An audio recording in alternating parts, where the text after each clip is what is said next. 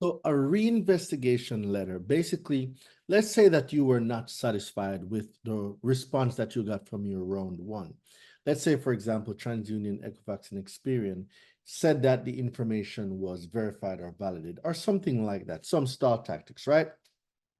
If any item on the consumer report that you, the consumer, deemed is inaccurate, unverifiable, incomplete, you have a right to dispute this directly with the consumer reporting agencies. So what you need to do now is use this letter down below, modify it, restructure it, and go in. You don't want to send the same exact letter because then now they can deem it as frivolous. So what you want to do now is a modification.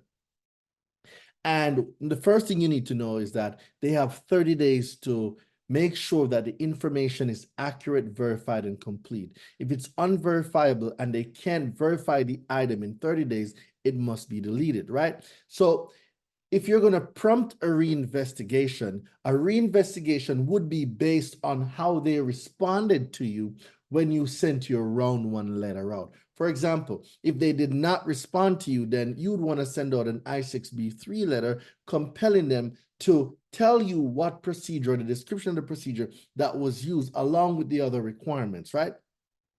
If they said it was verified, validated, accurate, then we're talking about an A1A I5.